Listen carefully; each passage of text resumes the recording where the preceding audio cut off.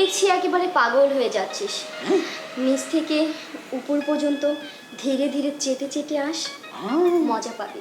তার মানে আচারের রিলিয়াসটা এখানে পড়েছি, আর এখানে একেবারে চাটতে চাটতে ওকে বেড়াল তলার মরে গিয়ে এভাবে খাবো। বুঝতে পেরেছিস? নে শুরু কর। শুরু করবো পায়ের কাছ থেকে। ওমা, একেবারে সঙ্গলা মঙ্গলা গিয়ে ঘিয়ে জমে ক্ষীর হয়ে পড়েছে এখান থেকে। আমি কি ময়ের মতো সিঁড়ি বেয়ে বেয়ে বেয়ে এভাবে উঠে যাবো?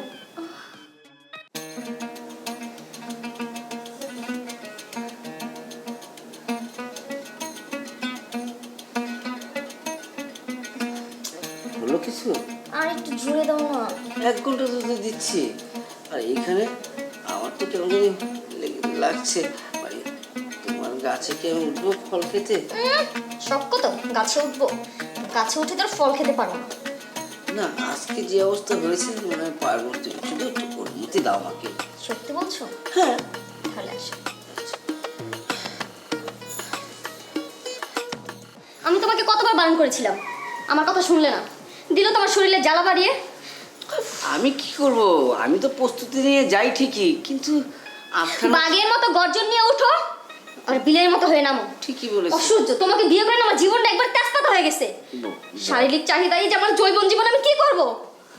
চালিয়ে যাও, আমার বয়স হয়েছে না, আমার এদিকে তো দেখতে হবে, তাই না? তুমি মরলেই তো আমি আরেকটা বিয়ে করতে পারি, মরতে পারো না? খুব কষ্ট লাগে তোমার এটা শুনলে। কষ্ট লাগে? আর এইদিকে যে আমার আমার কষ্ট আমি কাউকে বলতে পারি না। আচ্ছা, আমি ঘুমিয়ে যাই।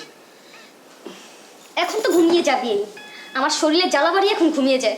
আমি এখন কিভাবেই করবো?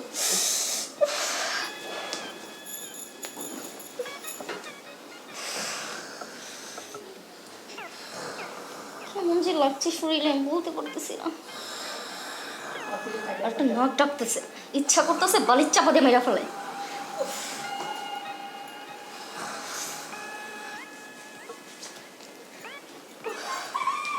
আমি আর পারছি না।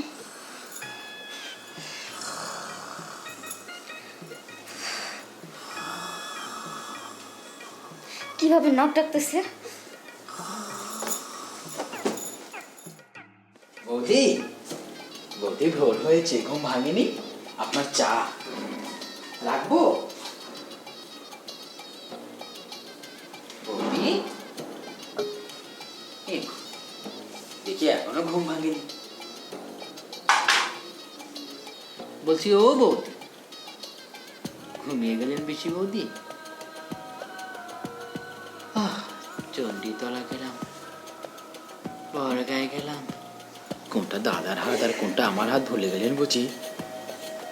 হ্যাঁ, চণ্ডীতলা জোড়া নারিকেল আমি দেখতে পাচ্ছি। দুর্গাপূজায় ফাটিয়েছিলাম, বছর পার হয়ে গেল আর ফাটাতে পারলাম না। জোড়া নারিকেল দেখে আমার মন তো একেবারে উদাল হয়ে যাচ্ছে।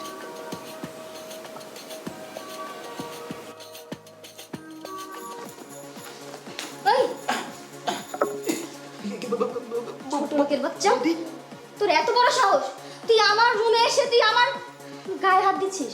হ্যাঁ, আয়, সাহস কে দিয়েছে তোকে? তোকে সাহস কে দিয়েছে? বৌদি আপনি মারছেন কেন বৌদি? মারছি কেন তুই বুঝতে পারছিস না? তুই বুঝতে পারছিস না? বৌদি আমার কথাটা তো শুনুন, আমি আপনার জন্য চা নিয়ে এসেছিলাম। ও, তুই চা নিয়ে এসেছিলি, যে দেখেছিস যে বৌদি এলোমেলো অবস্থায় শুয়ে আছে, তারপরে তুই খপ্পত করে ধরে ফেলেছিস, তাই না? না আমার মতো ছোট লোকদের না আমার চেনা আছে, কারণ তুই তো শুনিস যে তোর দাদার সাথে আমি কি ব্যবহার করি। তাই এটা ভাবিস না যে তোর দাদার সাথে আমি খারাপ ব্যবহার করি, তোর সাথে আমি বিছানায় শুয়ে পড়বো।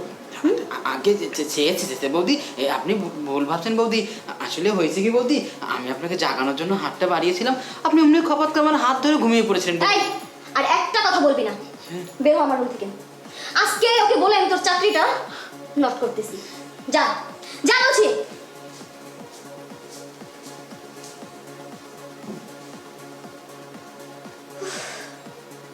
আজকালকের বাড়ির চাকরদেরও বিশ্বাস নেই।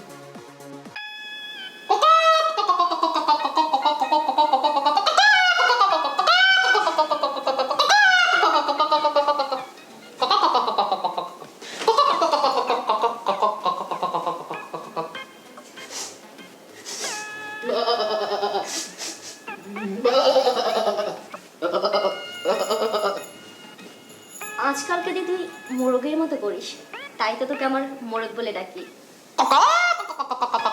হয়েছে কি বৌদি, কালকে না কাউকে খুঁজে পাইনি, দেখি আঁকাকা তলা দিয়ে একেবারে বেলের কাছে তুলে খপড়া একটা মুরগি করে যাচ্ছে,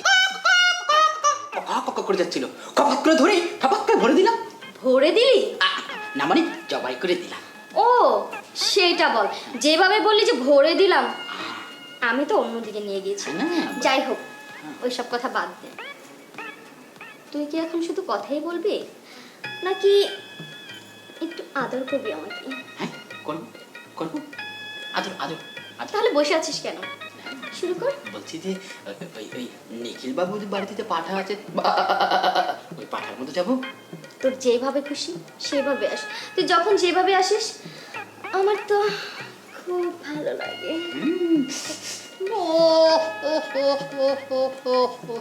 আরে দাঁড়া, তুই তো দেখছি একেবারে পাগল হয়ে যাচ্ছিস। নিচ থেকে উপর পর্যন্ত ধীরে ধীরে চেটে চেটে আস, মজা পাবি। তার মানে আচারের রিলিয়াসটা এখানে পড়েছে, আর এখানে একেবারে চাটতে চাটতে ওকে বেল তলার মরে গিয়ে এভাবে খাবো। বুঝতে পেরেছিস?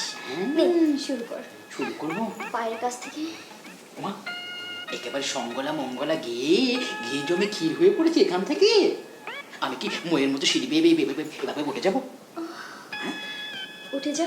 বেশি উঠে গেলেন বলছি কিছু বলিস না, বিষ তো আমার সবসময় উঠে থাকে। ও বলছি বৌদি, একেবারে কদবেল পেকে ডালিম হয়ে গেছে, তারপরে ডালিম থেকে নারকেল, নারকেল থেকে রসালো পানি, ওমা, তারপরে তেল, কদবেল খাওয়ার মতো তো মানুষই খুঁজে পাচ্ছি না। খেয়ে দেবো বৌদি, সব খেয়ে দেবো। হয়েছে, রসের ভাণ্ড কেটে আমার গামছার কসকিতে বেঁধে আইতে চাইতে খাওয়া শুরু করে দেবো।